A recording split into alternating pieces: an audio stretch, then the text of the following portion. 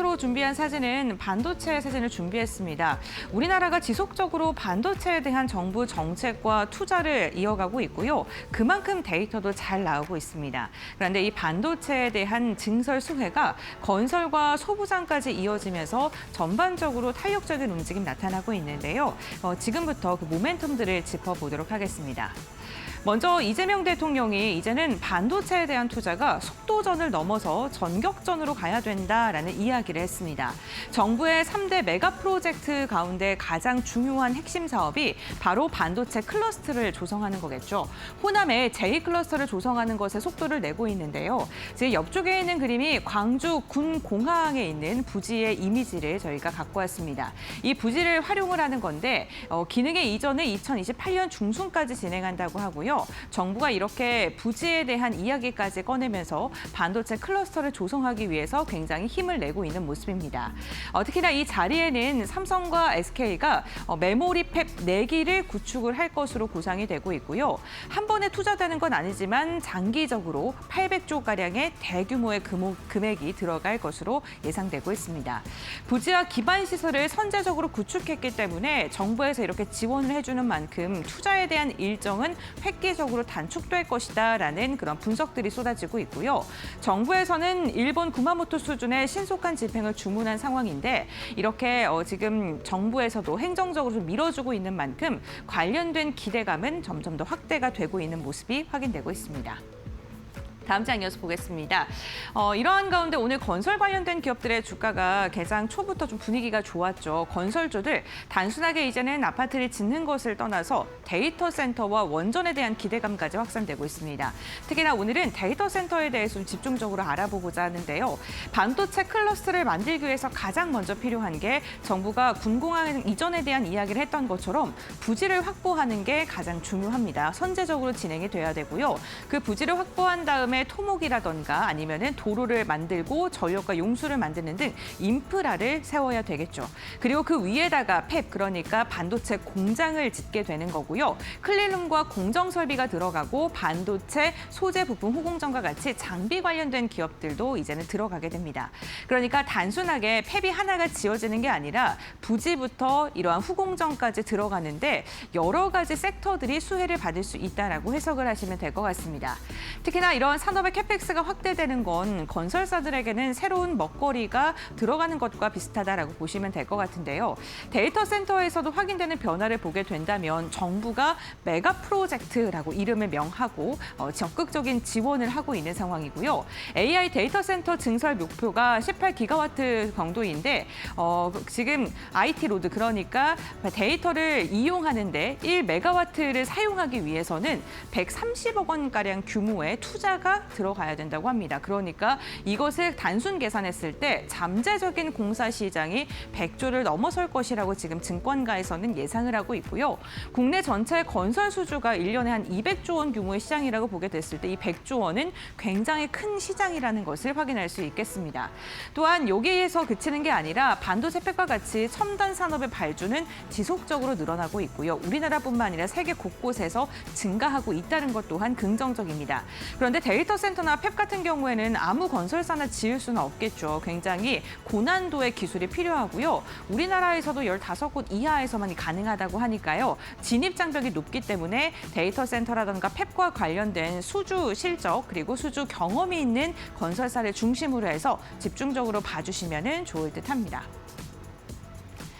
반도체 증설은요, 단순히 한 번에만 그치는 게 아니라요, 2028년까지 앞으로 한 3년간 진행이 될 예정이라고 합니다. 삼성전자와 SK하이닉스의 이 증설 타임라인을 보게 되면 올해뿐만 아니라 지난해부터 지속적으로 지금 공장 증설에 대한 투자를 이어가고 있는데요. 평택부터 그리고 SK하이닉스 같은 경우 청주, 용인까지 해서 다양한 공장 부지를 건설하는 데 힘을 쏟고 있습니다. 특히나 P5라던가 Y1, Y2 같은 경우에는 2027년과 2028년까지 진행이 될 예정이고요. 정부의 지원책과 함께 이 양사가 굉장히 많은 금액을 투자해서 속도감 있게 공장 증설을 진행할 것으로 예상되는 만큼 이 타임라인 안에서 건설주들 그리고 반도체 소부장 관련 기업들이 적극적인 수혜를 입을 수 있을 것이고, 중요한 건 일회성에서 그치는 게 아니라 2028년까지 일감이 지속적으로 있을 것이다라고 생각을 해주시면 될 것 같습니다. 그러면은 이렇게 반도체 기업들이 투자를 하는 이유는 무엇일까요? 수요가 많아서입니다. 8월 이달 들어서 수출 데이터가 나왔는데 또다시 역대 최고치를 기록한 것으로 확인이 됐습니다. 지금 전체 수출은 212억 달러가량으로 지금 추산이 되고 있고요. 10일까지입니다. 전년 대비 40%가 넘게 증가한 것으로 확인됐습니다. 반도체만 떼어놓고 보면은 그 성장률이 더 놀라운데요. 반도체 수출은 거의 100달러에 육박하고요. 지난해와 비교했을 때 무려 155% 증가했고 전체 수출의 46%가량이 반도체가 차지하고 있는 것으로 확인되고 있습니다. 그러니까 반도체가 우리나라의 지금 먹거리로서 지금 주도적인 역할을 하고 있다라고 봐주시면 좋을 것 같고요. 그런데 글로벌 빅테크들 같은 경우 캐펙스를요, 내년까지 지속적으로 확대할 것이기 때문에 반도체의 필요성은 내년까지 이어질 것으로 예상이 되고 있는데요.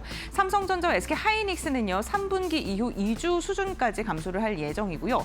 장기 공급의 계약이 지금 생각보다 더 길고 많이 진행되고 있다는 것 또한 중장기적인 관점, 실적적인 부분에서 봤을 때는 매우 긍정적인 것으로 해석이 되고 있습니다. 이렇게 타이트한 메모리 수급이 지속되고 있기 때문에 메모리의 투자계, 그러니까 이러한 기업들이 공급을 지금 현저하게 적은 상황이기 때문에 공급을 맞추기 위해서 투자를 생각보다 더 속도감 있게 많은 돈을 벌어온 만큼 더 투자를 공격적으로 할 수 있을 것이다라고 이야기를 하는 거고요. 그렇기 때문에 소부장 관련된 기업들의 앞으로의 1년, 2년간의 이러한 수주 모멘텀은 더 기대해봐도 좋을 것 같습니다. 결국에는 정부의 정책에 대한 기대감도 있습니다만 정책보다는 수요가 탄탄하게 받쳐주고 있기 때문에 빅테크 기업들의 수요에 맞춰서 국내 메모리 기업들이 적극적인 투자를 하고 있다는 것이 가장 중요한 부분인 듯합니다. 메모리의 캐펙스는 다시금 또 이렇게 속도를 내고 있는데요. D램과 낸드 부분의 추이와 전망치를 보게 되면 글로벌 D램의 캐펙스가 26년 780억 달러를 넘어설 것으로 보이고요. 특히나 좀 고부가가치 중심의 증설이 진행될 것으로 보이는데 D램 캐펙스 추이를 보게 되면 저 바 형태가 보시면 삼성전자, SK하이닉스, 마이크론의 투자인데요. 25년보다 26년의 바가 더 높아진 것을 확인할 수 있겠죠. 지속적으로 투자를 늘려나가고 있는 실정이고요. 낸드 같은 경우에는 D램과 비교했을 때 그 폭의 그 높이가 그렇게 눈에 띌 만큼 커지는 것은 아닙니다만 첨단 공정 중심에 선별적으로 투자를 확대하고 있기 때문에 기술력을 갖고 있는 기업들을 중심으로 낸드 부분을 봐주시면 좋을 것 같고요. 특히나 삼성이 낸드 부분 쪽에서 지금 지속적으로 실적 개선에 대한 기대감 나오고 있다는 것도 함께 체크를 해주시면 좋겠습니다. 다음 장 이어서 보도록 하겠습니다. 신한투자증권은 이 반도체 기업들, 특히나 중소형 기업들에 대해서 타이밍이 됐다라는 제목을 단 리포트를 오늘 내놓기도 했는데요.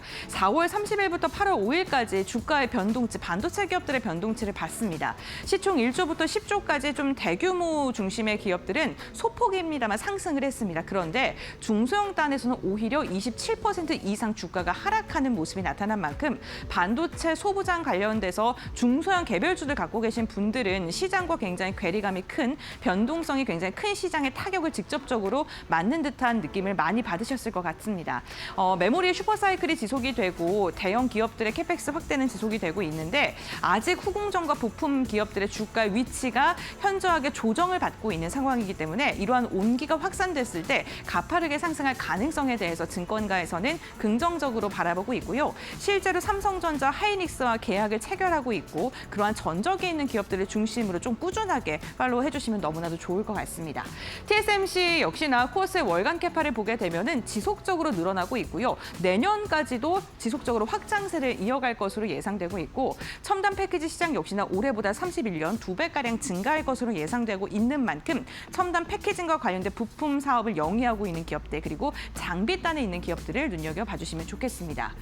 이렇게 소부장 관련 기업들이 주목받고 있는 이유는 HBM의 기술력이 높아질수록 폭도 높아지고요. 더 많이 쌓고 더 빨라지게 됩니다. 그렇게 된다면은 장비를 검사할 때 수율이라던가 이런 부분에 있어서도 더 고난도의 기술력이 필요하게 되고요. 그러한 기업들이 세계적으로 몇 개 없고 우리나라 역시나 그러한 기업들이 있습니다. 그렇기 때문에 눈여겨보셔야 된다라고 말씀을 드리는 거고요. 첨단 패키징과 기판 검사를 하고 있는 기업들, 기판이 커지면 커질수록 당연히 검사도 까다로워지겠죠. 수율 개선에 대해서도 많이 쌓고 공정이 복잡해지면 이것을 감별하는 데 기술이 더 필요할 수밖에 없고요. 차세대 메모리 테스트 같은 경우에도 미세화되고 고단해되면 기술력이 더 필요하다는 거. 특히나 레거시 메모리 같은 경우에는 이렇게 첨단 메모리에 증설이 늘어나면 늘어날수록 레거시에 대한 수요는 그대로기 때문에 공급이 줄어들어서 이 공급에 대한 필요성이 더 필요하게 되고요. 그렇게 되면은 단가가 상승할 수밖에 없는 수요와 공급 측면에서 이런 부분도 있습니다.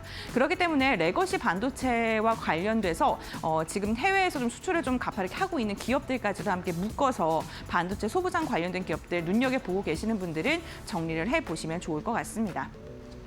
결국에는 반도체 관련된 기업들 데이터가 잘 나오는 만큼 앞으로의 반등세도 기대를 해보도록 하겠습니다.